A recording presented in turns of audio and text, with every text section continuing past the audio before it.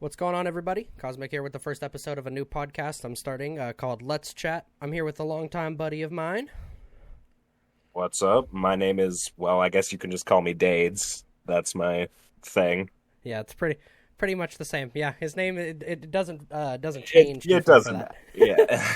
So we're gonna be taking on a bunch of topics throughout the series of the podcast here. We don't really aren't really contained with a whole bunch of stuff.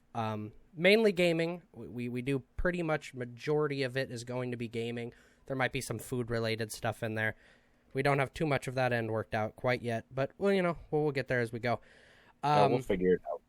Today's one's going to be pretty simple, pretty straightforward, except for kind of the last topic. I'll get there in a second. We're going to basically be doing an introduction in the sense of, where we started, what games really brought our attention into gaming, what we did before that, what we're doing then, that kind of jazz. Then I got a couple others of, the first game that really stuck with you, whether that be a game itself or a franchise, because I know some people really enjoyed a franchise, and that was the one that really pushed it for them, was like, oh, I played this, and this is what brought me. There's a few games in that franchise that weren't super good, but there was so much in it, and that was really what stuck and then kept going. And then the last one we got here that we're going to talk about, and I know we've talked about this one before, is how much has the gaming market changed from when we started playing games then to where we are now, and kind of where do we think it's going to go from here? Obviously, it's been, oh man, I've been playing games probably almost like 16, 17-ish years, so it's a big gap, wide range, and the market has shifted massively, and we'll get into that further here down the line. I guess we'll start here with what really got us in. I guess for me, it's been like a lot. I used to be more of like an outside, do sports kind of thing. Shifted quite a bit. It took a lot because I didn't really have like a console per se growing up, so it's always been kind of like a what else do you do? Which, I mean, obviously kind of resorts to you go outside or do stuff outside. But then I got my first console, which was an N64, followed up by a Wii. And then I don't even remember really what I got after that, but it was all kind of, really, really, really easy, basic shit. I mean, I didn't really play any games that weren't hard at the time, I guess you could say. They weren't too complicated in their nature. They were meant to be easy, and that was just because, like, that's kind of what I expected or what I wanted from gaming at the time, was just like, what can I pick up that's massively easy? I don't have to do much, and I don't have to have like a time sink, you know what I mean? Like, it's nothing that's gonna be, okay, how far can I push this? I wasn't like a completionist. Now, I mean, if I play a game, it's a little different, but then it was just like, how quick could I play a game in this time sitting that I had? Because when I first started, I had like a curfew, so it was kind of like you played a little bit. So you wanted a game that you could get enjoyment out of, and if you stopped, didn't tank much. So, like, I mean, that was more for me.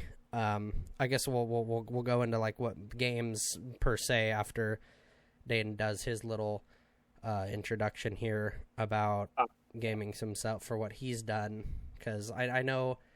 Yeah, okay, so I pretty much got into gaming when I was like about like 8 years old, and before that I too was very much an outdoorsman,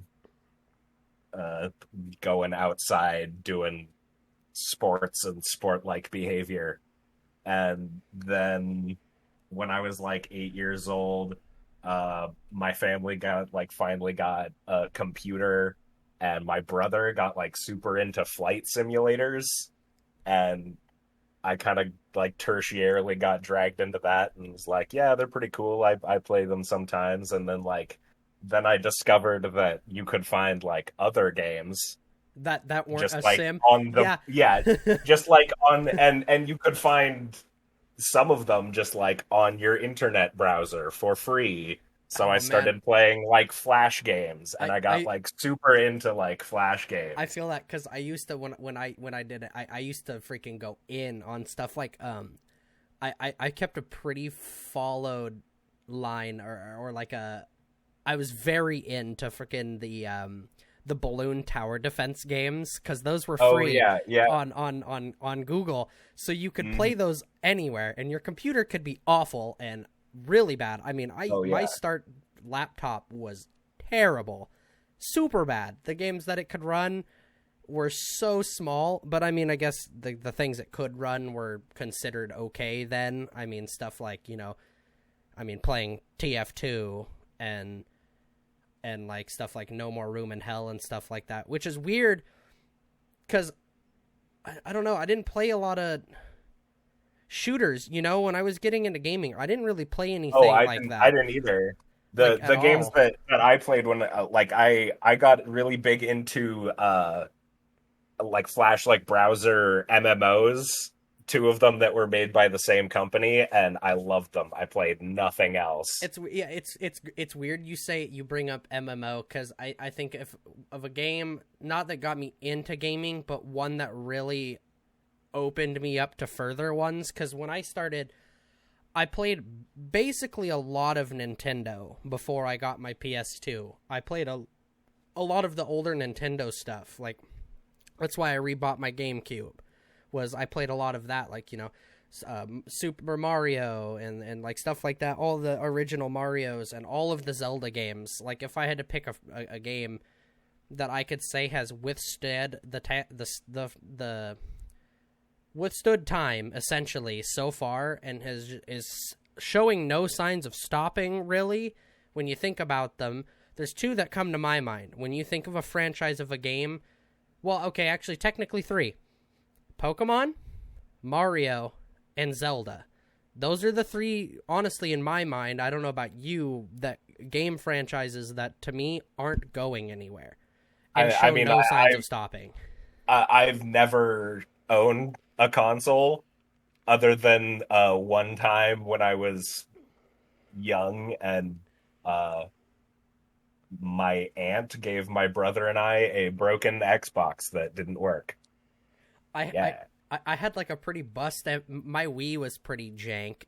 Half the time, it would sometimes not accept the disc, and then half the other time, there'd be the sweet spot sometimes where it'd work. But half the time, Mhm. it feels like it'd either not take the disc, or would never give you the disc back. So if that ever happened, it was basically, I hope you enjoy the game that was in there, because that's the thing that you're playing for the next It's probable permanent week. now. Yeah, Yeah. because I think when I finally did get rid of that Wii, there's still a game in that.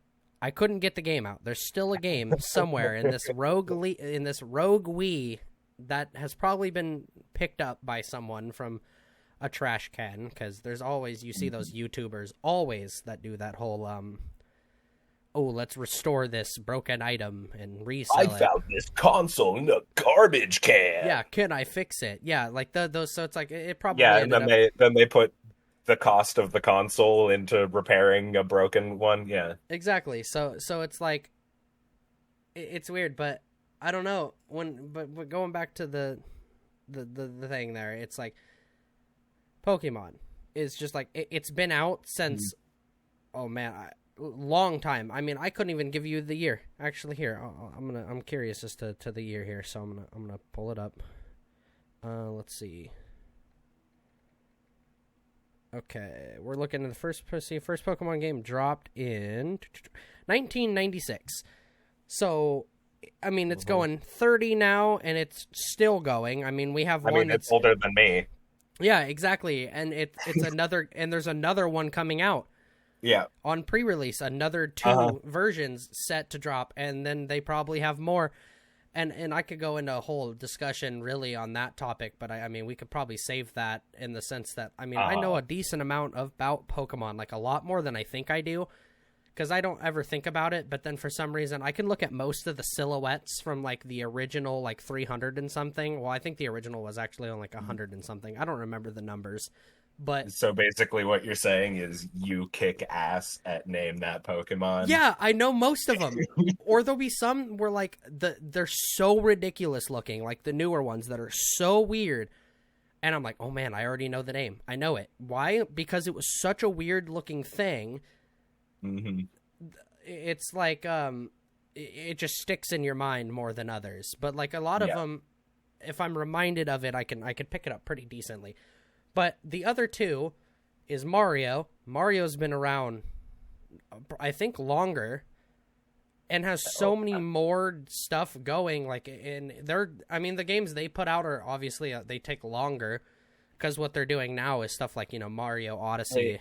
It also seems like Mario's had a lot more ups and downs. I mean, obviously, Pokemon's had its ups and downs as well. There's been games that people love, and some of them games are that awful. People There's some gens, hate. and it's always weird because the way stuff like Pokemon works is some of them there hasn't really ever been one that's been bad. When it comes to Pokemon, half of the way it works is like a bunch of people will still like that generation, and some of them don't. There's like a lot of people that will look at a generation of Pokemon and be like, "Wow, this game's awful. This one doesn't work." But then there's always the competitive scene. There's always people that play that competitively. There's always going to be. There's always those people that push it. And it's because they do something that is another way is they also have a TCG. They have their like trading card. That alone, like if you don't watch the anime or you're not a big TV person, think about how much that brings in of someone who's like, oh, I've never really seen Pokemon. I know what Pokemon is, and I do the card game. I know the card game, and the card game. I mean, it's cool. It's different. I mean, it's weird to me, and because like obviously we're both Magic players, so I can't really comment on the card game because I have never actually played a game. The card exactly. game. Yeah. I've played like 2 matches. I mean, I feel more qualified to talk about like Yu-Gi-Oh. And my literal only experience with Yu-Gi-Oh was like playing with one of my brother's friends who didn't know how to play the game. He just thought the cards looked cool. So we just kind of like sat across from each other and put down cool looking cards and argued over who would win. It's weird you say that because I did pretty much a similar thing with most of the TCGs before I started playing them. Like before I got really into Magic. Like I did that with I never watched the show, knew none of the lore, didn't care about any of it. But I mean, I was also young, and lore stuff like that I was really never I got into. But was Bakugan. I used to have so many of the little toys, and just because they were fun just to throw them at like metal objects because they have the little magnet at the bottom that makes them flip open. So it'd be so fun to just like roll them on random metal things and get them to do stuff. Yeah. Like people would ask, oh, which one is that? And it's like, oh, I don't know. I just call this Blue Man because he's just like that one I understood. That one was cool. The one I never got was Beyblade, the weird top one. Yeah, I never got that one either. Which is just like garbage. It's like a total like random game. Well, yeah, and it's weird because the reason I think it's weird is because like in the anime or the show, I guess, is they get all these visual effects. Like the dude does the lion one or whatever, and you see this big lion doing lion attacks, and then you play the game yourself at home, and it's just like 2 metal objects that whap each other once, and then it's just like bloop. And then one of them weeble wobbles and falls. Yeah, and then falls over. That's how it works. Or more often than not, it's no one could figure out how to use the stupid rip cord correctly, so they wouldn't spin right or wouldn't spin at all and would just like flop over instantly. Oh yeah, or like you would always get those kids who are like super aggressive about it and they rip on that thing so fucking hard it goes like out of the arena. It zoops and out. Like, and you're, like, you're just sorry, like, dude, you lose. You lose. Yeah. No, you lose. Yeah, that's just universal. Yeah, no. No, you suck. You lose. But it's weird. But and then So, you know, and then to scope us back here is and that's what it is. It's like they could do so much. Same with Mario. Like there's just so much, and you always think it's going to be stale, always, because you think, okay, we've had the same. How much characters. more can they possibly do? We've had these characters, like they keep putting out more, and some of them, honestly, you know, obviously I don't like, but that's everybody. I mean, there's ones like I don't really understand or kind of get the concept of any of the sports ones, and here's why. And it's because I get people liking sports games is fine. And one thing, obviously Madden's super popular. But for me, what I don't understand when you start playing sports games like that is having powers. Like when I'm playing soccer, I don't think of someone randomly throwing a banana under me and me slipping and missing a goal because of that. Or someone like head ramming you. Because when you think of soccer, you're like, hey, wait a minute. You can't touch me. You can't just like head charge me in the rib cage and then be like, oh, he didn't score. Like it's just... You know, if you could, I would probably watch more soccer. Well, I like watching soccer sometimes just to see the people that the faking the injuries. Yeah. Oh my god, that's the best. Yeah. So it's like but obviously we like weird sport. Yeah. Well, yeah. But and it's like, so maybe we'll do a future episode on the weird sports we like. Yeah. So like I get people liking those and there being that appeal, because I mean I can't hate on them too much, because like really when you get down to it, it's like, yeah, it's soccer, but it's Mario. It's a kid's game. Nintendo has always preached and always will preach, and I vastly agree with that motto. That's why I don't get or like when people try to pull Nintendo into this weird console war that people still think is happening. The console wars have been done for so long, and the people that still think there is one, I don't get it, because like everyone who has a PlayStation and likes PlayStation plays that. People who like Xbox most likely plays Xbox. Or there's the people you know that are like, I play whatever, I don't care. Like, I own both.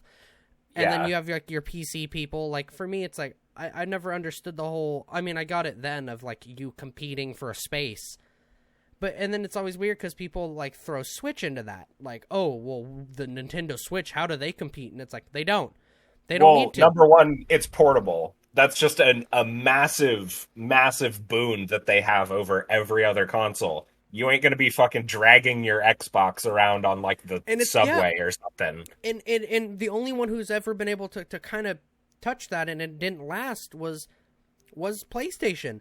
They had the PSP. And that's more because like other things didn't like support it. Yeah, because and it's also just like the way it also could have been too soon. I was at the time too young to understand how technology works. I loved the PSP. I played that thing to no end, like pretty much daily when I wasn't in school, or if like I was at school during recess or something or whatever. PSP all day. I loved it. I played so many games on there. Like I played most of all of the Jak and Daxters that released on PSP because it was amazing. But it's weird because like the reason I don't agree, right? Here's why I don't agree with the console war with people that include the Switch. The Switch doesn't need to compete with you. They're not trying, because what the Switch is selling and what the Switch wants to do and what they do is family content. That's what they do. What their whole market is we want to play a game where the whole family can get involved. There isn't a game on that, that's like, oh, this is designed for women. This is more designed for men. Like Call of Duty.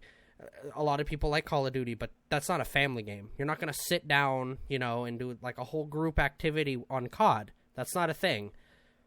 I could never imagine my mom being like, all right, family, let's come sit around the TV zombies. For family COD night. Yeah, for COD zombies. No, exactly. And the Switch has never... That's not their goal. That's not what they've ever sought to do. That's not what they preach. We are a family system. The hardest families. Core you'll get is squids painting each other. Exactly. It's like all the games are together. Like, oh, Mario Party, you can play is together. Mario Kart, like everything is just playing with friends or family. That's their whole market. That's why it's portable. That's why you can hook so many controllers up to it and play with a bunch of people if you want. It's a party console for friends and family. It's meant to easily hook up to things so that children can do it safely. Like, it's 2 cables, a power cable and an HDMI. That's it. That's all you need, and it's done. It's 2 cables, and then the controllers are already on the Switch. You just remove them. Mm-hmm. So it's just like it's just like a different thing. So it's weird that this is even like fighting still. Yeah, I don't get it. And it's like the whole console wars to begin with to me was always weird because it's like where is this? What does this get you? Yeah, and obviously nowadays the only difference is that like PlayStation still seems to think that exclusivity gets them something. And okay, and it's hilarious that the controllers are different. Yeah, and the thing, it's funny because you bring that. I think they're now noticing that, and we'll touch more and go more into this in one of our later topics. It'll probably come up or cover a little bit more. But to sum that up, you can kind of tell that they're kind of straying from that, and I'll make it quick so we can get on to the next section here. Is their whole reasoning is like to that is already shifting because now we're getting I don't know if you saw it, but we have Spider-Man now, like on PC. I saw it the other day. I didn't. Yeah. So it's like that was one of the highest last kind of dominoes from PlayStation. When people think of a PlayStation game, one of the ones we never got was God of War. Like they hung on to that forever. Yeah. Extremely tight. And Spider-Man content. No, they refused to send that to anybody. But we're finally getting to that, and I think I'm not going to go into it, I think they're realizing that it's way better to just open yourself up. But to backpedal us back to what we were branching onto here is the third game, to me, of a franchise that still stands strong, one that keeps putting out stuff, and honestly to me is groundbreaking for what it's done with the amount of just like versatility, but keeping to its core mentality, but being so versatile, and it's swaying so hard, and then it kind of got a little rocky in some people's viewpoint on their last one, but I thought was good, was Zelda. Zelda games continue to just push this boundary of what you think they're going to do, going from this 2D top-down thing of just Link holding a sword sprite to all of a sudden, we get a little further and we have like the DS stuff, and we go into like Twilight Princess, Majora's Mask, and then we go to Skyward Sword on the Wii and they start doing the motion control stuff, and then we go to Ocarina of Time and and Link's Awakening, Link Between Worlds, like all of these, and you're just like, the core is there in all of them. You always have Link. Most of the time, there's always dungeons. There's always bosses. It's a core Zelda game. You look at all of them, it's a Zelda game by nature when you look at it, but all of them do something so different and so cool with the story. It's always different. Like Majora's Mask, fighting Skull Kid and trying to stop him from crashing the moon into the planet by using giants. It's always a quality fantasy story that's told well within its core, through narrative and through gameplay, sometimes interspersed. Exactly. While maintaining a core. It always has the core elements, but doesn't stray from those. And you're like, that's awesome. The only one that really just tore open those boundaries and really kind of just like blew Zelda straight open was Breath of the Wild. What Breath of the Wild was managed to do and how much content that had on a tiny little Switch. When you hold that little tiny little game cartridge in your hand and you're like, whoa, I'm about to open like a massive, basically open world game on this tiny little cartridge. Yeah. And I'm about to have hundreds of hours worth of gameplay. Well, you can tell its longevity just like when it was released by how long it kept stream numbers, because usually a single player game, it has a 1 day spike. Yeah, people will see the Breath of the story. Wild was still in like the top on Twitch a week after it came out. Exactly, because people wanted to see. They wanted to know, oh, what else is there? What bosses are there? What gear can I see? There's so much different weapons and armor. Like, I want to see what this guy does. Mm-hmm. And it's like, that's... It's weird, because that's really, in a way, it seems kind of like what game creators and developers are wanting and pushing towards, is selling their game not for the consumer, essentially, in a way. It's not for the consumer. It is, but isn't. They kind of dance around this finite line, right? So obviously they need it to go for consumer for sale. They want people to buy it.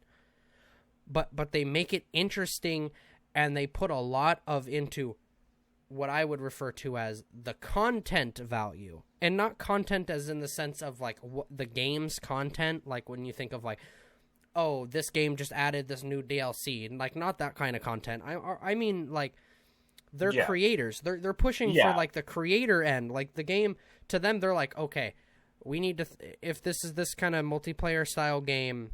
Well, and it's smart to do that, because it's been shown time after time statistically that when people see the person that they like to watch play games playing a game, they also want to play that game. Or that, or it's like they play the game, but they're kind of not super good at games and are stuck and they don't really know what to do.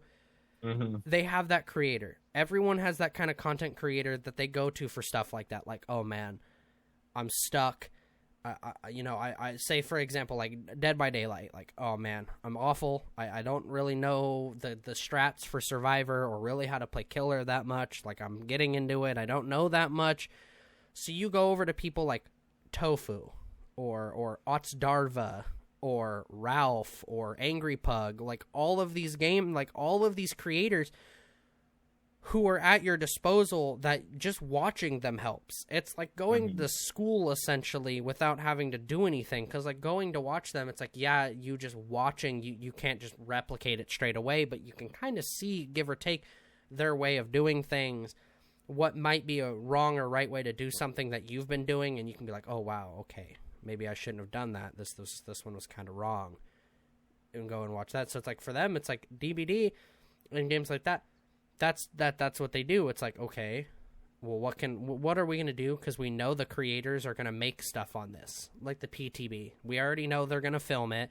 We're going to get so much just feedback, essentially, and data off of all of whatever they're going to post or whatever they're going to stream.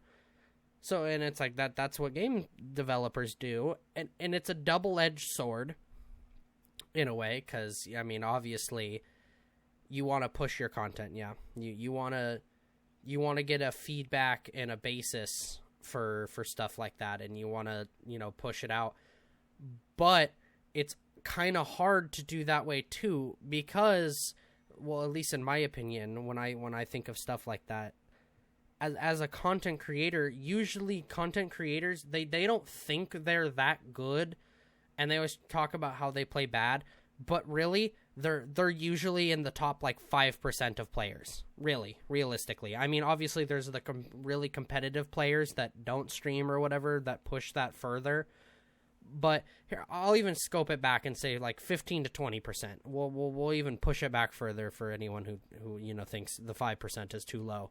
Would be, but they always think they're bad, but 9 times out of 10 they're not. Like Angry Pug, for instance, has, like, I think world record, or is currently first place for most Survivor escapes, and has also been playing DBD since the game came out. So it's like, you're gonna trust what he says. I mean, and because he shows you that he knows what he's doing and that he knows how to do your game and stuff like that. Same with Tofu. Like, all of them have like 10,000 plus hours in their field, so they know that game like the back of their hand. So it's like, it's weird, because it's like, how much do you listen to a creator, right? And I want to hear your thoughts on this one, is how much faith or how much kind of pull do you give a creator? Because a lot of the time they think they know something that's best for the game, but realistically, do they though? Like they think something, or what to them, like I was listening to a podcast for DBD, speaking of, the other day, and they were talking about how kind of good and balanced and fun Deathslinger was to go against when he first came out, right? And they were talking about how this one was fine, but mass majorities of the player base, that doesn't sound agree. quite right. I was just about to didn't agree say. with that, because it's like, well, if he's so balanced and fun according to you guys, then why did he eventually get nerfed? So like my thing is, it's like, and I'll turn it to you after I've, is how much do you put into a creator? How much do you give them pull on your game when you're making decisions? Because obviously, as a developer, you take in so many different viewpoints. Yours, the community, your streamer and content people who are telling you stuff about what you want, and obviously the person in charge. At the end of the day, the big boss in time has all the say, but content creators and them do get a decent amount, because usually when they're talking about an opinion on something, their community more or less agrees with them. That's why they watch them, because they have a similar viewpoint or a similar thing in the game that they play. So like a person will say something and most of their chat agrees. So that person has a lot. That's why they're called influencers. They have so much influence on what ends up happening.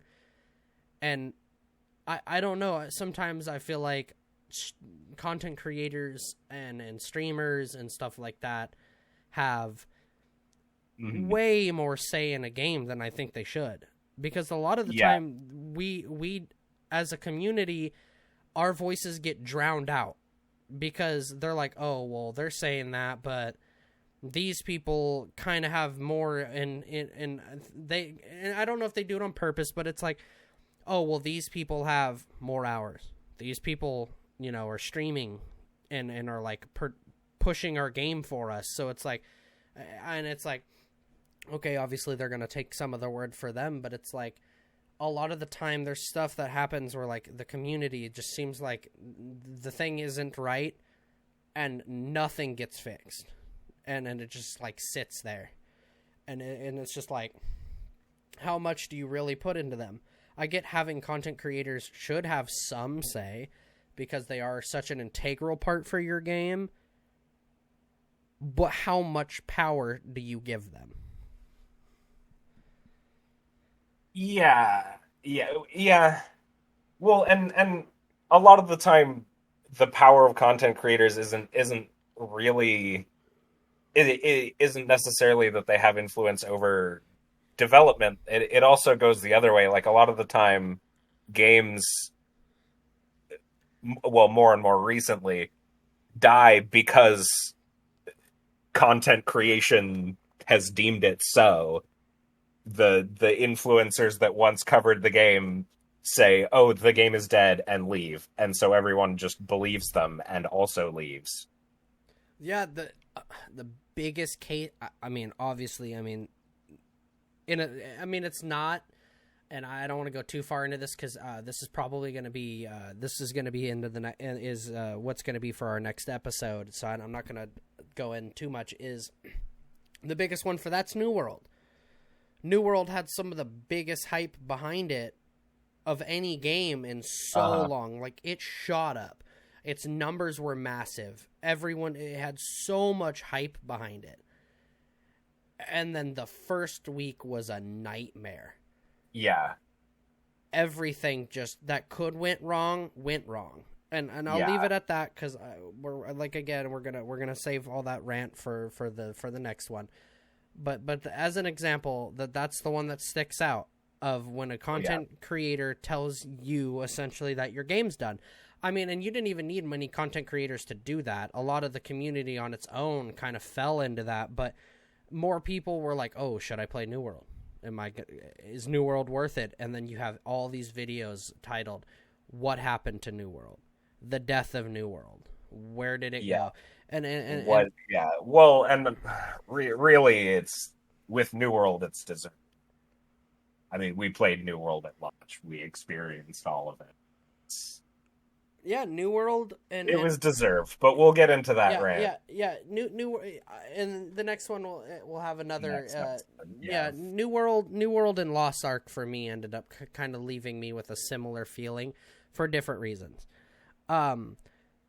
So what we'll step into here now is we'll kind of go into what games really did you, I guess, play then as you were younger that you don't really play now, and what games have you picked up and have really started playing more and more. I'll let you start that, and then I'll take that after you. Okay.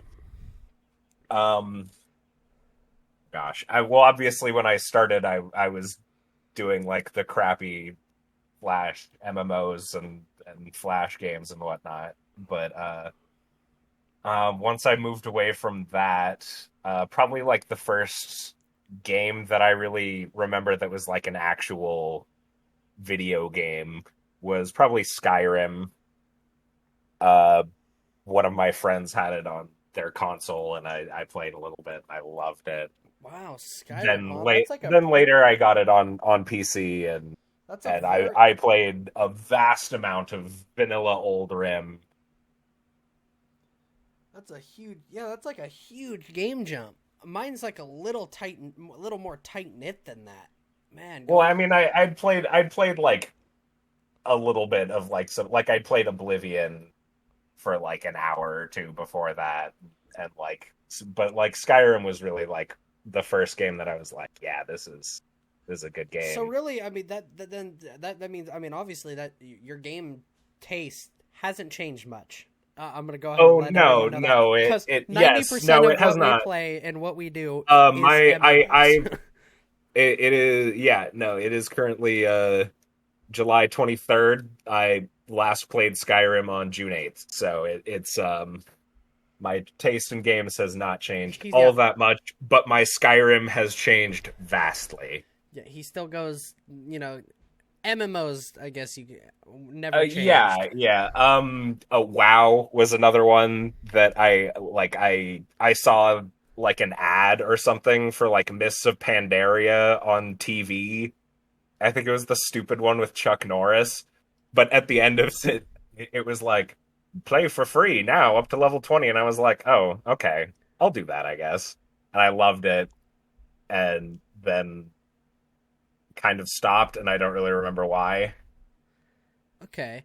Yeah, I mean, I guess then, yeah, we're kind of, I guess, pretty similar. I mean, I started a little bit different. I mean, when I started playing, I mean, I had kind of like... And then my uncle got me into Star Trek Online, which I still play to this day. Yeah, I still play. I still play that. I got into that when I was like pretty young because I mean, you're Star Trek. Your super amazing non-cringy name that you have there. Oh yes, I have a super cringy name on it because I made it when I was 12. We're not gonna say that just in case. We don't need we don't need some random people doxing me in STO. Doing weird bunny hops on Earth Space Dock. Yeah, and I mean, a little after that, I got into Warframe, which I also still play to this day, but I took a significant gap after I started it and played for like a little bit and was like, oh, it's cool, but I have no idea what the fuck I'm doing. So I'm going to stop and play a game that I can actually figure out. And then we started playing together and got big into it and put in 2,000 hours. That's another rant. Yeah, that game to me, I can rant on for so long. I do not like that game anymore. Yeah, you have some thoughts on the direction of Warframe. I personally love it still, but Well, it's a love that I feel will not last or stay. That game, I'm not gonna go into that because it's way too long. It just irritates me. I feel like that game's still going, and I don't think it should. And I'll leave it at that. But basically, what we're learning is his gaming has kept the exact same. MMOs. He plays Pretty much. I like MMOs. I like big overpowered fantasy games. So yeah, mine. Okay, then so for me, my gaming is massively changed many times of what I find fun. Like, so for instance, I played a ton of Mario games, like a bunch. Like, I played Mario 3D Land on the DS. I beat that like 15 times. 100%ed it, completed it. I got everything, and I did that a bunch. I played a ton of Mario stuff. And then when I got PS2, I had a weird phase of racing games. I don't get into that because I didn't do it very long, but I owned like 5 different racing games, and I played them a ton. And then I got, and then after that, it basically became shooters for a long period of time. And in the sense that, like, I went competitive. I never went into, like, obviously pro level, like phase or nothing like that big. We did like a lot of, kind of like local tournaments, I guess you could say. So I ended up doing competitive with the team and stuff with COD. I did a little with Halo, not much, because I never really got an Xbox. Most of my time was playing on PlayStation. So I went massive into COD. Like, I played all of them. I got the first one. I didn't play much of it, and I regret it constantly because of the first one for a lot of people is like their favorite one. Black Ops 1 is great. Basically, the golden era of COD was BO1 through BO3. Kind of all the other ones after that. Some people obviously like them, but there was a lot of stinkers in that list. But Well, I mean, it kind of started before BO3. Ghosts was really the first. Ghost was an off that no one talks about because the way we go with COD is we kind of just discount any of the ones that aren't made by Treyarch. Ghost, and what was the next one? It was like Advanced Warfare or something. Those ones were kind of universally hated. Well, it's because it's the ones that Treyarch doesn't make.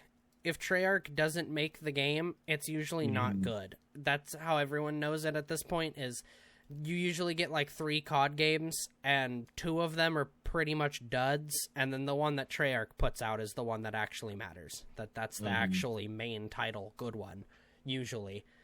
But, like, so I did a lot of competitive COD, and then I kind of backed off and started just kind of playing it more for fun. But playing a game like that for fun when you've played competitively for so long, it's hard. It's really hard to get you back into that kind of... And I think I still struggle with that. I try to play games for fun, but it's not really a thing for me. It's fun to play it, but by nature, I'm so competitive still for games. I am. Like, even if... Like, it'll be something that we play now, and it's like, there's just this drive to and it feels weird, because, like... And it's not like a weird kind of, oh, I want to be better than you kind of thing. I mean, I guess it kind of is. That's kind of the point. That's what competitive that's what it is. Like when we're playing with, like, you know, me. Well, but I mean, it's not necessarily about being like better than like an individual person. It's just about like being the best that you can do. Yeah, because, like, you know, and I'll bring up like here in a second, because after COD, I started playing, I started on WoW. I played the very first WoW when it was before any of the other expansions. It came out, and I believe it was 2004, and then I played it. Maybe there might have been an expansion out, but I played the original, and I played it with my uncle. He got it into me. He started me on the level 20 tutorial kind of thing, like you did. He was like, oh, pick something. And then if you like it, we'll play it together. I don't want to, you know, pay a sub and do the whole sub thing if you're not going to play. So I was like, oh, okay. So I played my first ever character, an orc warrior, and I loved it. WoW kind of was the only... Again, I was competitive, but I wasn't. WoW was finally that first game that I've found where I didn't have to care. I could just enjoy the story, play the game, level, and then try to worry about my mid-maxing later. And I wasn't even worried about it, So... Yeah, because obviously there is a competitive scene in WoW, but you are forced to not be able to participate in that very long. Exactly. So I played a lot of WoW. I got that first orc. I got all the way to max. I played it all the way, got him to max level. And then eventually my uncle stopped and he left. So I was like, oh man. So I played a little bit more, but I was like, oh well, that's kind of done.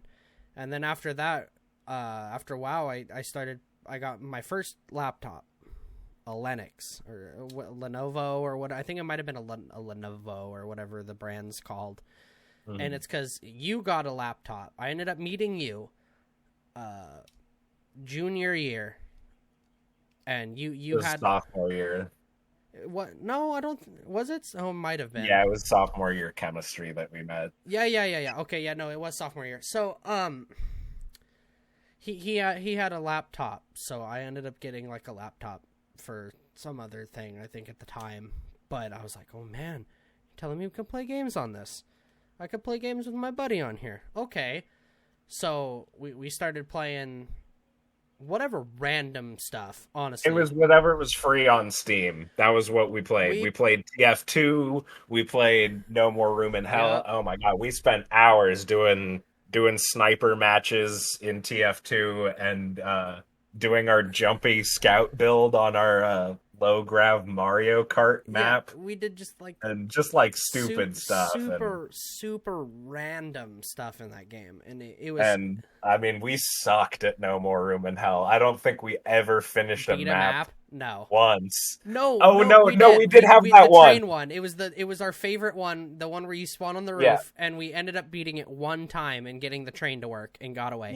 Yeah. And then obviously we came back to it after we played some other games and we're like, oh wow, we suck dick at this. This is actually not that hard. Yeah, we were just terrible. This isn't even that bad now. Yeah, but and we like went through all the other maps that we were like, oh, we hate this map. This one's super hard, and we were like, I don't know what we were complaining about. This one's way easier. Yeah, and then I remember on that one map that we loved, where you start on the roof. That map could go one of two ways, and if it went the sewer route, we just killed ourselves and started over because we couldn't do it. Oh yeah. We sucked too bad to be able to do the sewer part. Man. Oh, and and then there was like the hiatus. We kind of didn't. We played games, but we didn't as much because we used to live really close, so we got to do. We played a lot of Magic. When I got into like Magic, we started playing that a ton, doing janky 60 card at first. And then went right into Commander. And now I play nothing else and still play Commander. And that's been, sophomore year was in 2015. So 7 years? I've been playing Magic for a little longer than that. So I've been playing Magic, I think, almost 10. I think it's almost been a decade. Yeah, I started Magic when I was in 8th grade. And, had a black-green like Golgari pre-con that I just like shoved every card that I owned into and thought that was good, and and kept it in a plastic baggie like every noob does, and it's plastic just like the most horrible with the rubber band. With the rubber band. With the rubber band. And it's just like, oh my god, now it like physically hurts to watch someone do that, but I did, and then I would play it at school with school. I would play it at school with like one of my friends, and then like some kids in like the grade lower than us like wanted to like know what we were doing, and like then and so we like told them, and like they got into it too. And then like the teachers found out and were like, "Oh, this isn't okay. We don't like this." And it's like, what? Why?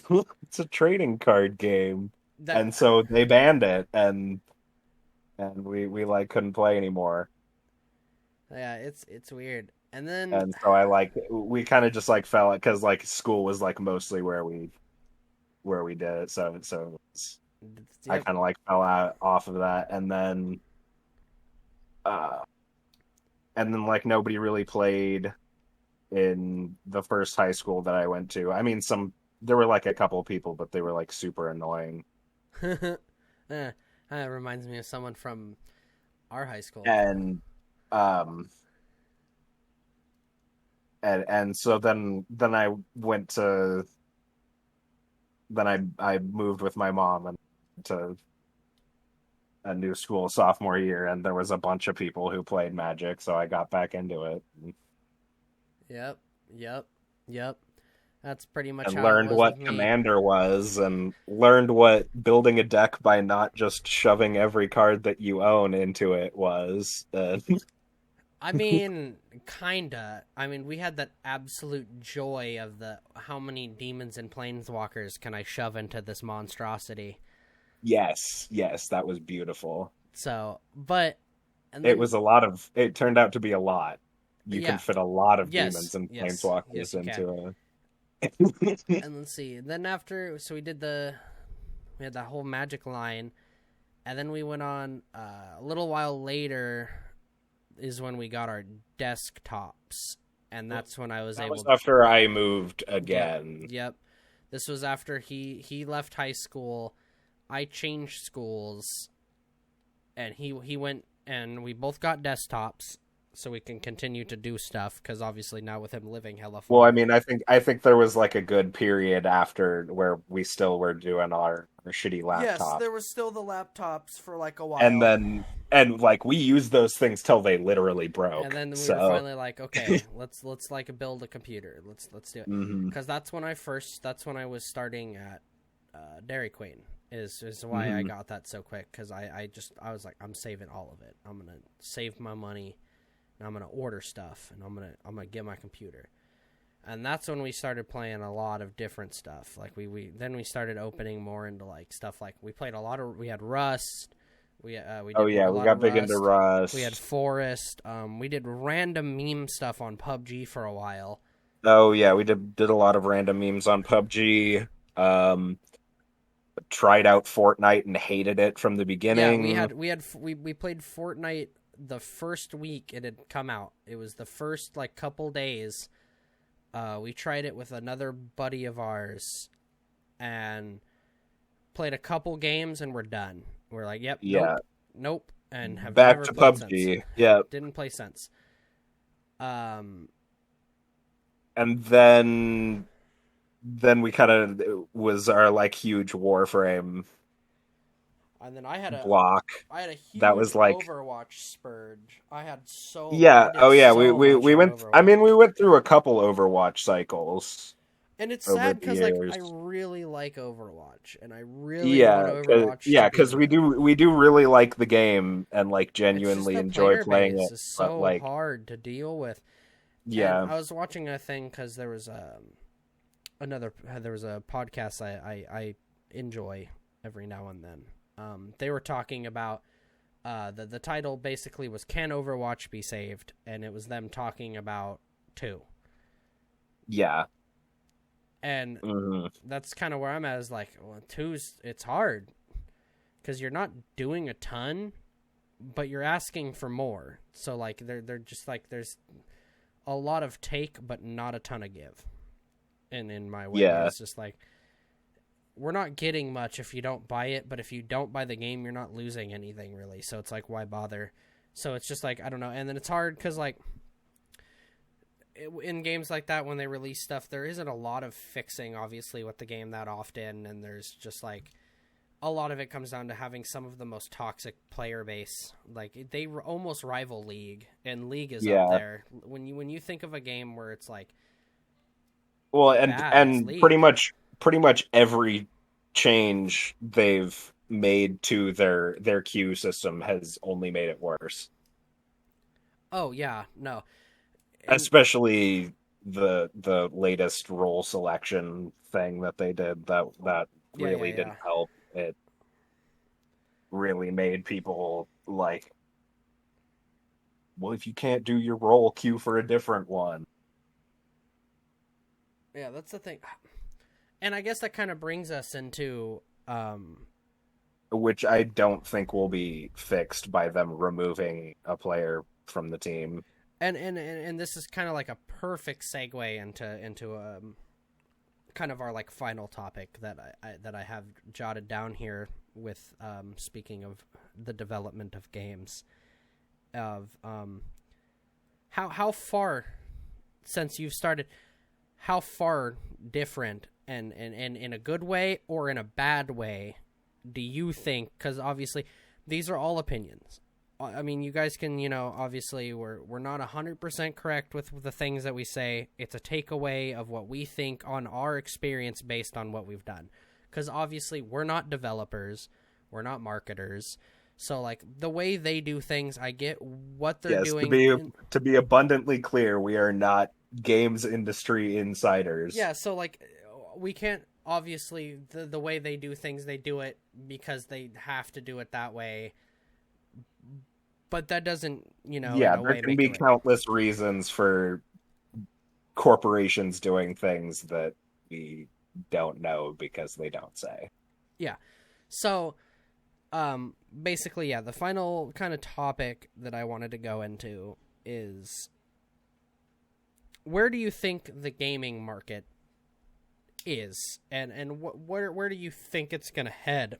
And we've talked about this one quite often, many times in call. It kind of it always comes up eventually based off like a game we're playing or something that happens, and there's always a multitude of reasons in my mind of stuff. And the big ones is sometimes it seems like there's just like a lack of ad space for them. Like they didn't put out a lot for that. So like a game a lot of the time comes dead on arrival. Like a game will come out and it's already ruined because and the reasons I can think of, and it's sad, is because where I think we're at currently is we're in a get it out mentality.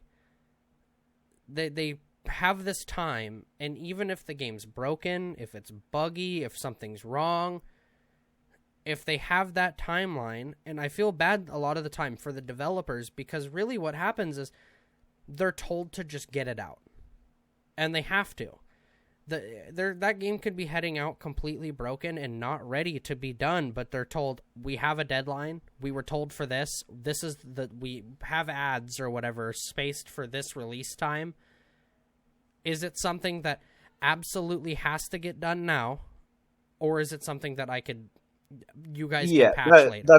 That's my biggest problem with the games industry of late is the we can fix it later mentality, because it's so often I don't have a problem with them saying that they'll fix it A lot later of the if time they is when does later genuinely come? do. Later Yeah, never comes. like Anthem. I still play Anthem even though it's a dying game, because I like being Magic Iron Man. And it was definitely the biggest one of those games where they just said, get it out, we can fix it later, but then they never did anything. And then eventually, yeah, and that comes back to you, because if you're and I feel like it seems like a lot of companies are scared in a way, to be honest with the group, because they think, obviously, yes, when a person wants a game, they want the game to come out good. And there is that. But they seem to, in my kind of opinion or stance on that, is they always seem to kind of run into this weird spot where it's like they're scared to tell people. If you just tell someone straight up, hey, we want to get this game out for you guys, but as of right now, there's some bugs in it that are really bad and are making the game play not good. So we're going to delay it a little bit just to get some of the big bugs fixed. There might be small ones, but those are easier to work on. Instead of shoving a game out months or whatever, that even though it's not early in the sense of the time frame they set themselves, it's months early from where it's actually ready to be out. There's just so many games now where it's just this, the mentality of, well, we need to make money. Just get the game out. Send the game out there. If it's bad, we're already working on our next game. If this one tanks, it flops. Oh well. Yeah. It tanks, we'll go to the next one. And that's like such a weird, toxic way in my mind to think about it, because like that's why games have become so stale. Especially because so much of modern gaming, like so much of modern movies and TV, is a lot of it is about intellectual property branding, and doing that to a game ruins the credibility of its property. Exactly. And it's also and that property is the most valuable thing that the games industry has. Like, look at Grand Theft Auto 5. It's the most valuable piece of intellectual property ever created for entertainment. Yep. And it's just like that's what's weird is, and it's also just like we're in like a spot now where everything's kind of, what can we do that, and I don't like this, because it's like, really make a game that you're proud of and put something out that you know is good and is gonna kill it. Because like, to me, it's like, I'm so tired of following what I would refer to as a trend game. Well, but that's the problem, is that the people who are like actually putting the money into these, they don't have like an idea that they believe in. Games aren't made by idea people. No, it's made what's going to make they're me made money. by money. Yeah, they're made by money people, which obviously games have always been an industry, and saying that companies used to make games for the love of it is disingenuous. And obviously, maybe the person they obviously liked the game they made, but they hope it sells and makes them money. A lot of companies are started by people who enjoy games or the making of games, but the company is not them. Exactly, and that's why it's because we're in this spot now of, I don't have any love for the thing I put out. I'm putting it out here because one of two things is going to happen. It's going to take off, and I'm going to get a ton of surge of money quickly, or it'll fall off and I won't. And that's where it is. And if it does, oh well, we're on to the next game. We're kind of pushed to get money. And the biggest example of that, of where we are is BRs. BRs took off insanely. And that's what games were for so long. It was, we don't even care if our game's good. We're making a BR in this game that never had a BR to begin with. Yeah, because BRs have their original start in actual passionate communities that enjoyed that type of game and wanted it to exist as a type of game. It started out in like early mods for like Arma 2 and stuff. And like then like games like H1Z1 and Player Unknown is, I mean, a lot of people who play PUBG, they don't know who Player Unknown was. They don't know that was a person who's like a driving force in BRs being a thing at all. Yeah, exactly. And so then it became popular, and then everyone started, I mean, Fortnite working. Exactly. If this is what's working. Well, Fortnite did Fortnite's it in different. Such a different way. Yeah, Fortnite's but like a vast multitude of other companies, you could just see them pump out a cash grab. The biggest example I can think of is Bethesda pumping out a like BR version of Fallout 76. that Oh, sucked well, and everyone hated it the because one I think of. 76 Oh no, sucked and everyone hated you it? want okay? When I think of a game that brought a BR that actually, honestly, it ruined them is Is it is it is Battle Right.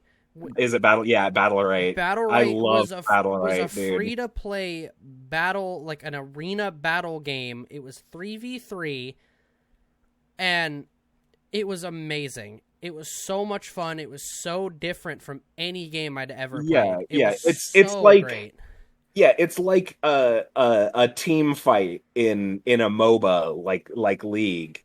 Exactly. Except that's the whole game. You There's just no stupid yeah, buying items, there's no stupid no. laning, there's no You stupid already have your leveling up. build. You just fight in You the middle. you have a character and you fight other people. In the last team standing. And it was a free to play, and they were wildly successful. Their player base was huge. They had a pretty great Yeah, competitive they were scene. growing. They were starting a competitive scene. They were starting like an internal like better ranking system and stuff. And then the BR craze hit and they funneled all of their resources into doing Battle Right BR And and it wasn't and even then they free to released play. it as a buy to play game and all of the people who played well I mean obviously not all but a significant portion of the audience that played Battle Right even though I mean most of I don't know about most but a lot of us I say us because I was included in that we did pay for that game we bought the All Champions pack Oh, but it was such a it, great so it, value. yeah, and I'm pretty sure that the Battle Right BR was not a full $60 game. I'm pretty sure it was the same price as the All Champions pack. So really, it's the same price that we paid for the other game, but because it's on the front instead of letting you play the game and then letting you spend the money, I said no, thank you, and many others did. Well, yeah, and it's like I guess kind of like a psychology kind of thing in a sense because it's like if you really enjoyed Battle Right, you 100% could have gotten all of the champions by playing and do a full free to play thing, but it's like or you could if you enjoy our game enough and you support the team, you can get this one-time purchase and from now on any champion that we release to this game you immediately get. You don't have to unlock them. You can just play them straight away. And it was awesome. And then we got the BR, and it tanked their game so hard. Like, their player base died instantly without it. So, like, I tried to go back to that game a little while ago, and Yeah, nothing. I think we tried to go back You just can never get matches anymore. like a year or two ago, and yeah, it was yeah, you just can't get a match. And that's A what's single one, and yeah. that's what's hard is because like you see games do so well and have such a promise, but the last second either via like a greed mentality or from a business standpoint, it's always just this isn't going to make us money. Let's change it to this other way, and if it doesn't work, oh well. Because the way I look at it, and I can't say 100% that it's true, but to me, it seems like he's the evil guy with a top hat, twirling the mustache, and he's telling you, well, now it doesn't matter. This game could be awful because I spent ads to make it look really good and get it out, and it doesn't matter if the game is awful and that you guys are pissed off at us because we already have your money. And if we make another game, we know you're going to buy it. And it's this vicious cycle of companies not really caring anymore if the product that they put out is good or valuable. Because they'll put something out and never touch it. We'll get super small updates, content will never roll out, or it'll instantly die and come out with bugs that are so bad, but it doesn't matter because you already bought the game. So they don't care anymore. They already have your money, so all they're going to do is, okay, well now, what next game could we get? What's our next big title that we can start pumping out? And it's like, again, the biggest one for that is New World. And that's why so many games have been failing over and over recently, is because they keep trying to do these persistent world big live service games, but you can't abandon those. You have to constantly put work into those. Yep, if you're running... And a lot of the time they don't start out well. The most popular ones now, Destiny 2 is up there. And that's probably the biggest example of having just the worst launch in history. It sucked. Everyone hated it. Destiny 2 had like a huge fall off. The next two, well, 1 to 2, some people think Warmind was alright. The next 2 DLCs also bashed on, hated. People did not like it. No one in the community seemed happy. It was bad. People left the game in droves, but they kept at it. They didn't just be like, "Oh, it's not profitable. Done. Next game." Next, they kept at it, and then they're still making it to this day. It's like WoW. Obviously, it has to be profitable, otherwise their company wouldn't still exist. Yeah, it's like it's like WoW. There's like some expansions that people are just like, this one. That's all awful. They make now. Oh yeah, but it's like, well, and that's why WoW Classic is a thing and is popular, because that's the thing that exists for all those people who are like, this change was horrible and this change was horrible, and it's like, okay, go where the changes do not exist. Yeah, I think more games should do that. It's good. Good way to go. I've been really wanting to get back into that.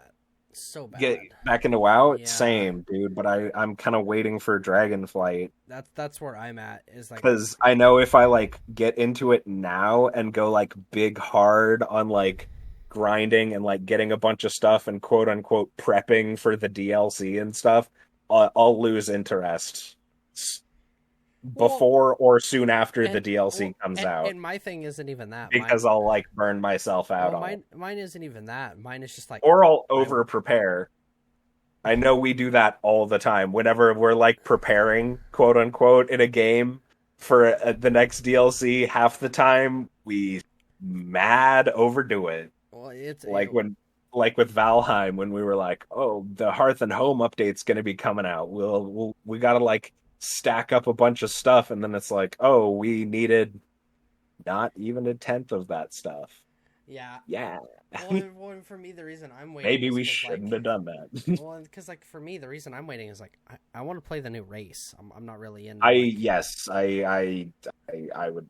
I'm not even gonna play the new class just because I want to try it out. I'm gonna wait because I have no intentions of, when I get back in, because this one's gonna be like my main character. I'll probably do like a quick test or something just to see how it is, and then see if I want to continue it. But I'm not putting in the amount of work that is required to get set up fully in WoW on a class that I have no intentions of probably staying, especially because what's going to end up happening, and I usually end up waiting that's why I always like peter out whenever I start playing a new class, because I'm like, oh, this is cool, it does this, this, and this, and then I get like part way into it and I'm just like, yeah, but it's not a mage, and I like my mage things.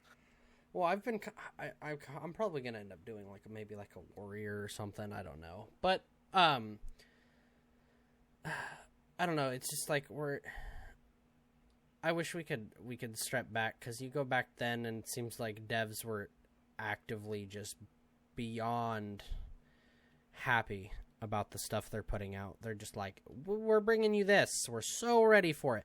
And the biggest example of this dynamic switch of basically we don't care what you want, we're just here to do quick money, was the Diablo mobile release, which I think was at E3. I think. What, you guys don't have phones? You don't have phone guy, and it's like, that's your mentality.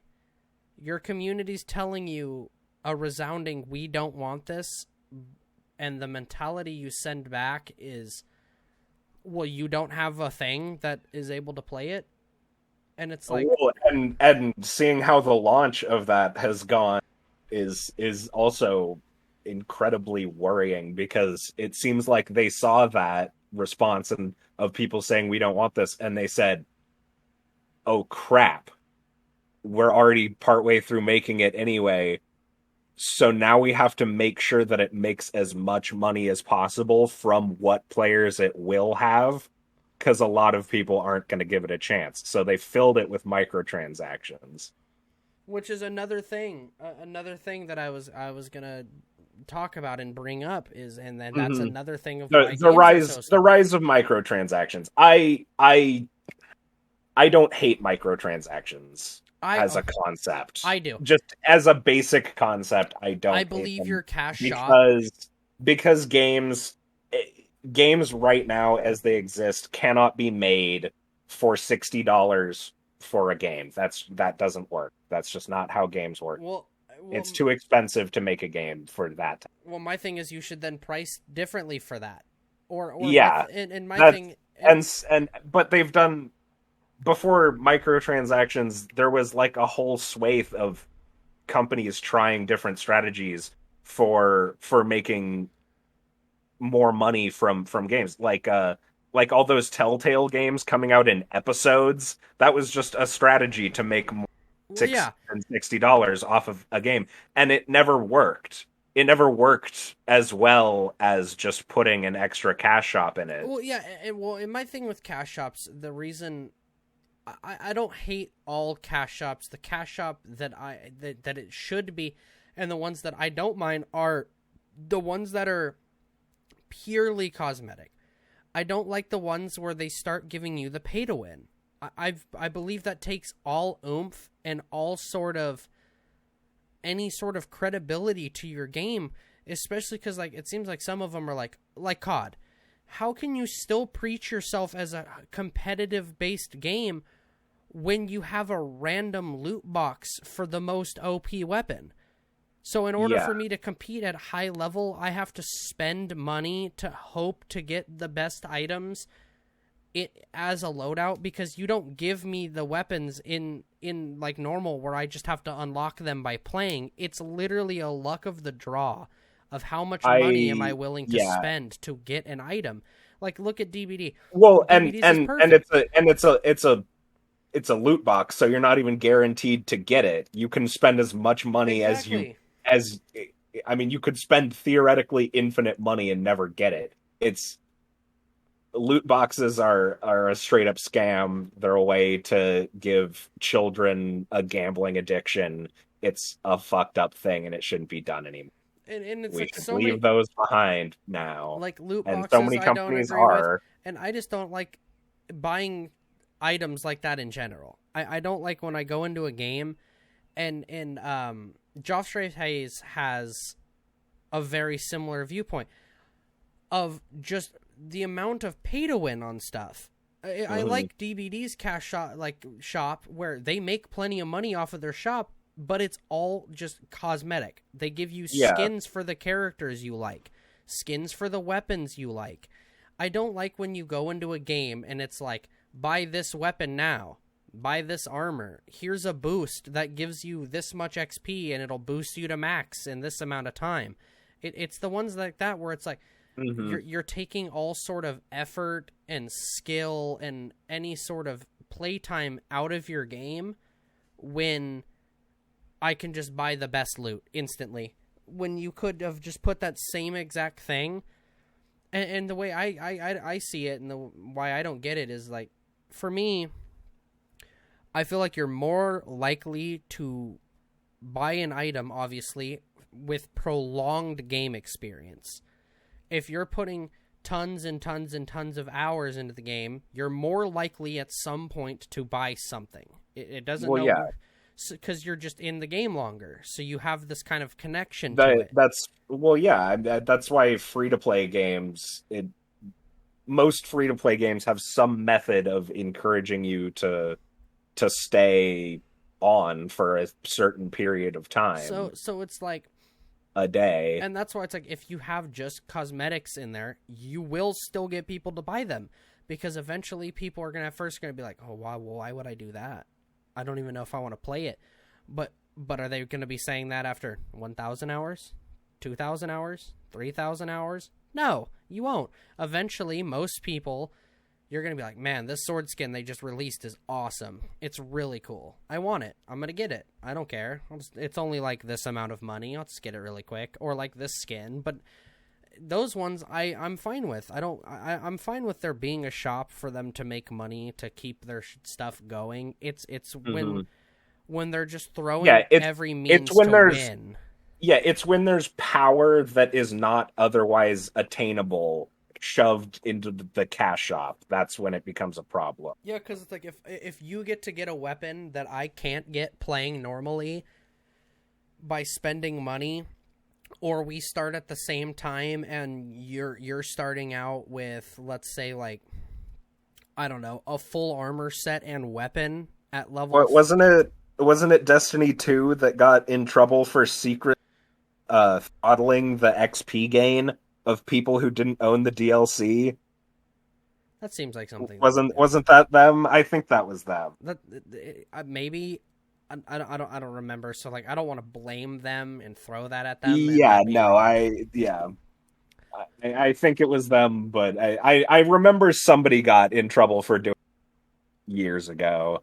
Exactly, but and I guess to kind of wrap up here and wrap up like the final thoughts. Mm-hmm. I think we were so good. There was this sweet spot for a very long time where we were getting so many new and original ideas for games that were coming out, or even if we got 2 different zombie games. But they were so different, and they played so different, and they had like these 2 interesting things, and everything. It seemed like there was this, what we're putting out, we're happy is going out. We are so proud that we put this much development team into this to finally bring this game out. We're beyond excited for it, but now it's more like, oh, we have this release date, we got to get it out, we need to get money on it. So where are we? What's going on? Like, you have all these bugs. Well, we have to get it out. We have the press already, set to reveal it. We already have the time. Like, is this a bug that we can fix later?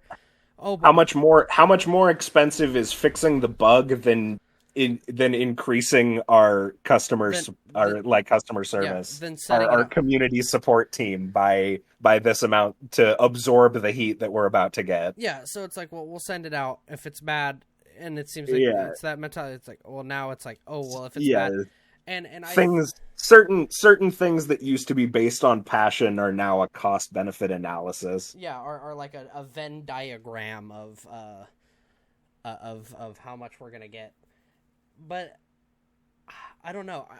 It seems like we always come to a loop, and I'm kind of hopeful. I'm hoping that we can fall back into that place, but I'm kind of thinking at this point it seems like it's only going to get worse. Companies are going to become more and more monopolized because that's just how they work. I don't think it's going to change. It would take a huge dynamic to change that. But it also seems like there's going to be like a new within that monopolization, because it seems like, well, definitely Microsoft is really trying to buy up the entire games industry, it seems like. And if they do eventually just own all of gaming, then like there will probably be like a space in the vast working of their company in which passion can actually thrive and develop. Yeah, you always, that's what I'm saying. It boils down to, because at that point they'll be willing to say, okay, we're making X amount of $1 billion from these huge AAA titles. We'll throw 2 billion of them to these developers and throw their game up on Game Pass to fill out our Game Pass calendar, and that's all we actually need is just a game. So there's no pressure on the people who are actually making it Yeah, then. yeah, yeah. And so that's the point when passion can start to thrive again, is when there's enough money that they don't care anymore. I guess. Well, I think too, really what it is I think we just need to, I get having it, but we need to stop having these super hard locked in release dates. That's what I like about anime. You get a confirmation, but you don't get a date until a date is ready. Oh yeah, yeah. They don't give you a date because they don't know. And that's what I think gaming needs to do. We're in this weird spot where Yeah, it's we well and I think with how it used to be with like TV adverts and stuff, it made sense to have limited information exchange between the consumer and the company as to the actual state of the game. yeah, yeah, yeah. But like with the internet now, like I think that developers can be a little more honest about how long their game is taking, what they're actually doing. And it feels bad because, like, a lot of the time it's not the developer. That's why I don't. When people Oh hate and yeah. bash on the Oh well developer, no, it's like, because the words of the developer in the case of most games companies are filtered through 3 to 4 different departments before they actually reach a public release. exactly. And it's like, Because well, and obviously part of that's a very good thing, because it's a the checks and people who make balances. the people who make games are not hired for their full skills, and they are often not the most socially adroit people. So you really kind of a lot of the time don't want them talking directly to the public. But maybe it's time to strip out a couple of those checks and balances. Well, Maybe it's time that every statement doesn't have to pass through PR and legal and the community team and uh, and that, and the it's another pass through the development that, team and I and think it's like like we also just need to give them breathing room, in the way where it's like we need to stop having just like these super harsh deadlines on stuff. Like, just give us a time. Like, this is coming out in 2023. We're not going to give you a date. probably. We will start Yeah. giving you a date when we're ready. Because, like, when you lock yourself into a date, you set this expectation from your fans and your player base that, oh, well, that's when it's coming out. And then you set yourself up so hard, because then it's like, well, look at what happened with so many other games in anime. They die so fast, because it's like, Yeah. if Well, you miss that and deadline, people get pissed. mhm. And then you miss it again, because you only push that deadline. Because a lot of the time they'll be like, we're delaying this because it's not ready. And then they'll only delay it by like a week or two. And then they're like, oh, we have to delay it again. And then they further the delay. All you're doing when you keep announcing a delay, you're further and further ruining yourself. So by the time that game comes out, you have such a hole to dig yourself out of, unless your game is phenomenal. And when you do that and you delay 3-4 times, it's hard. Because then everyone, at least I do, I now have that expectation. Okay, you've had 4 delays. When this game comes out, there better be no bugs. This thing better play awesome, for the fact that you just had 4 delays on me. and a lot of the time I think a part of that is because they'll like say that it's being delayed because of bugs, but not be like specific. Yeah, they won't tell you what kind They'll of be bug. like, "Oh, we're delaying it because it has bugs," and it's like, okay, well, bugs can mean anything from it flips out and breaks my PC to, oh, I did a T pose For half a second. and an animation was broken. Haha, bug. But like, so when they say we're fixing a bug, it could mean we're keeping our game from breaking your PC, or it could mean we're stopping a guy from T-posing. And I think people need to be more clear about that. Yeah, it's just the weird communication gap that we have. Like, they don't want to tell us stuff like something's going to happen. But it's like, honestly, I feel like most of your fan base are going to be more happy and more understanding when you approach them with that logic. Like, okay, hey, you know, sorry that this delay's happening, but we're running into an issue where when you reach this point in the game, some PCs are just crashing, or the game won't load right.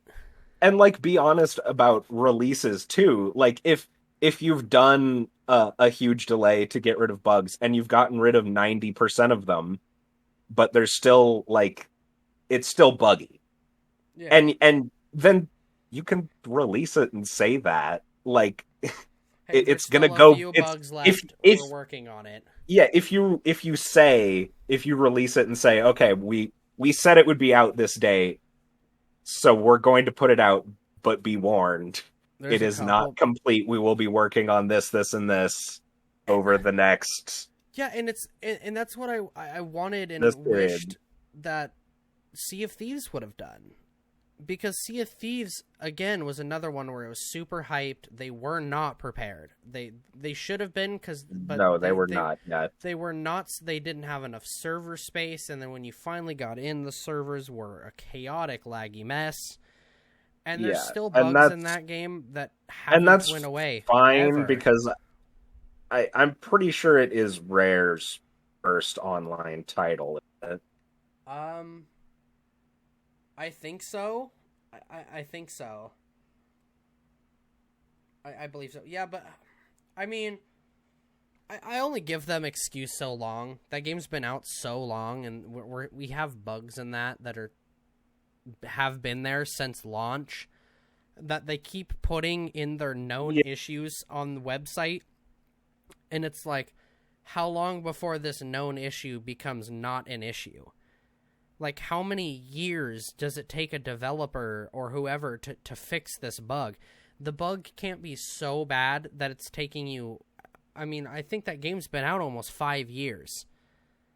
At least 4. So it's like, how long does it take to fix some of these? Because I know a lot of games that have a very similar exact style to you that don't have this problem.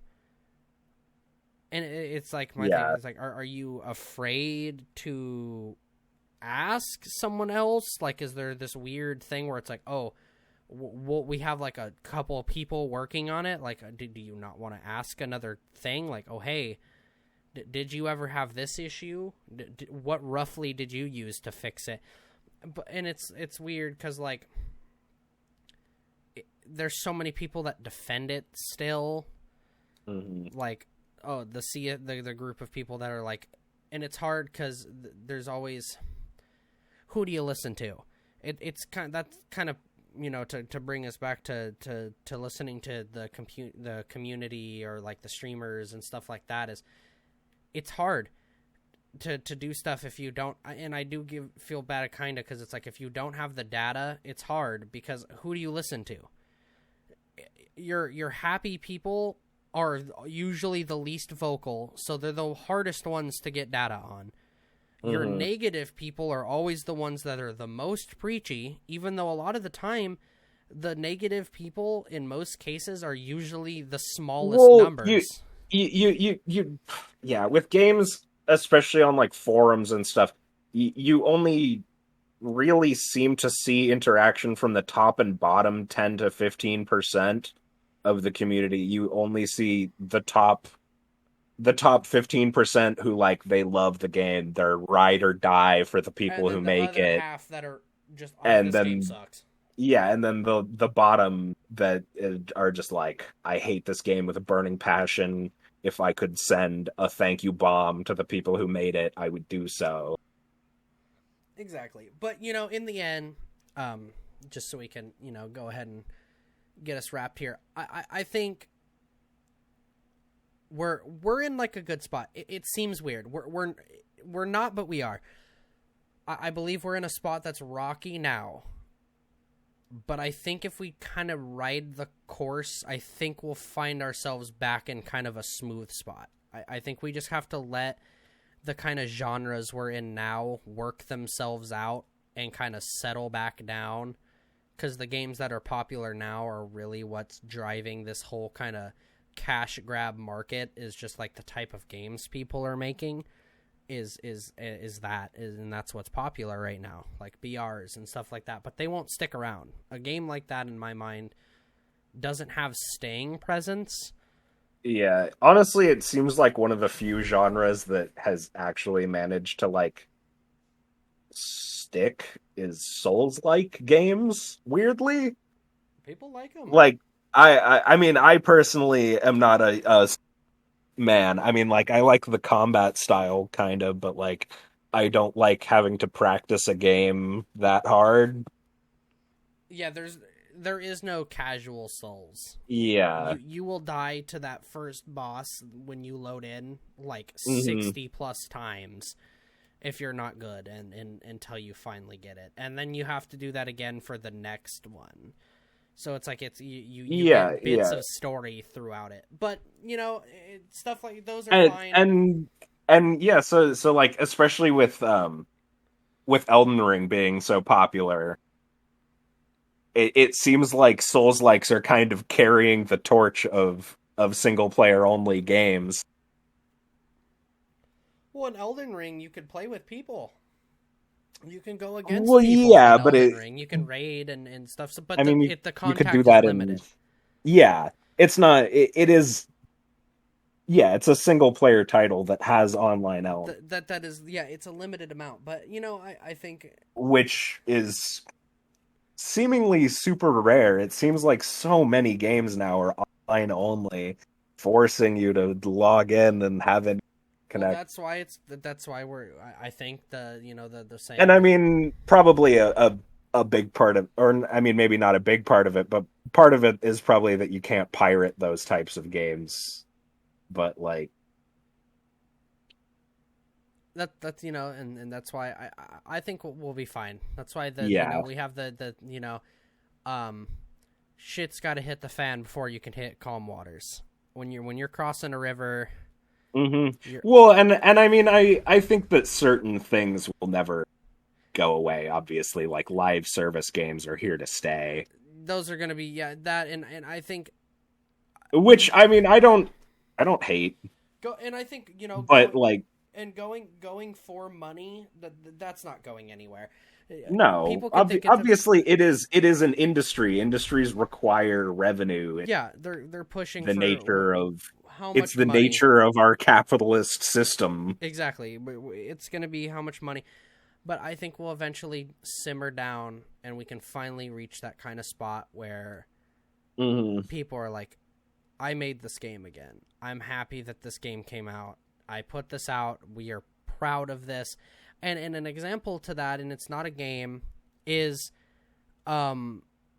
there's been a few anime where, like, I'll use Over the Moon for an example because I read an article with that one the other day, was them going, the cast had such a blast making this that the entire cast came back for season 2. They wanted to do a season 2.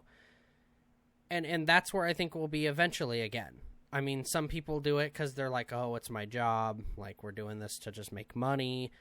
If it goes hmm out, it's not my problem. Because I think they're right Well, now. and obviously, everyone is going to feel like that sometimes because if you're a game developer, then that has to be your job, and not everyone loves their job every day. That's Yeah, not a thing that eventually. happens to anyone. Yeah, if he gets, like, the boss comes on him or something because, like, there's something he was supposed to fix.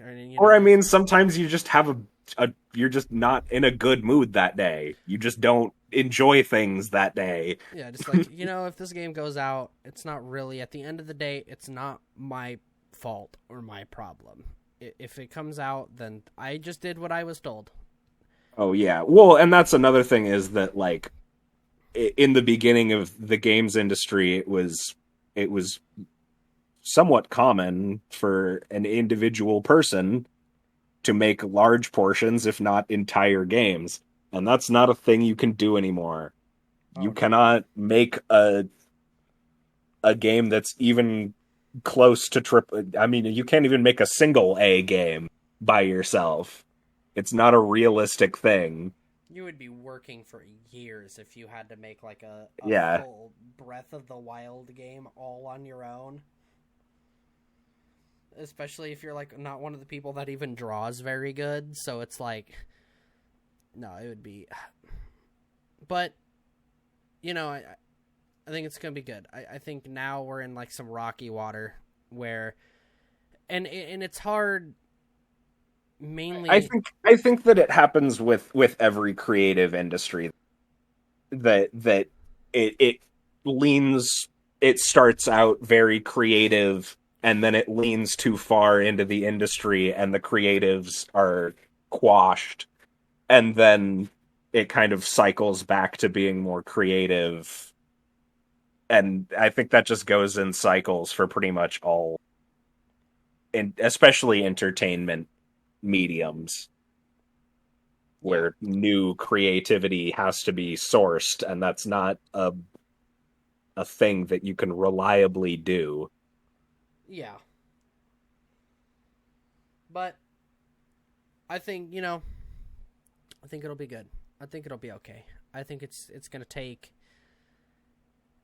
it'll take some time. It'll take more or less time depending on how things go over the years and what. But we'll get there.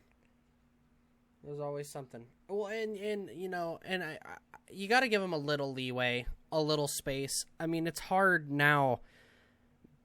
People don't want to believe it and think it's just like no now, but like a lot of industry, especially gaming, they're still hitting a rough spot after COVID, after so much staff leaving. Because like a lot of companies had a lot of people that just didn't return to work, or people. Well, especially because like games and television and anime and entertainment as like a whole isn't produced instantly. Games take years to come out. Exactly. So like all of the games that were in production when lockdown hit got messed up. They got paused. They got same thing with like TV shows and stuff. And so like we're still not out of that interruption, and I don't think we will be for another year or two at least. Oh, if no, not yeah. 3. They're showing it's gonna take like a couple years. Yeah, if not like 3 or 4. It would be like if we just like stopped making whiskey for like a year. You know, it wouldn't instantly impact us, but 4 years down the line, someone would look in the warehouse and be like, "Oh, hey, there's nothing of proper age here yet, so we're fucked." It's like, oh, we don't have product this year. We have stuff waiting. Guess we gotta wait. And we have and we had the old stuff, but an interruption occurred, so we're waiting. Yeah. So it's just it's but the process of not instant production. I think that's it. I think that's a great spot to wrap it. I think we got everything we needed to talk about. And I think we covered our topics, and obviously we'll go into some more detail on some things. Yeah, there's some stuff obviously we started that we didn't go, like we brought up New World a couple times. That'll be episode 2.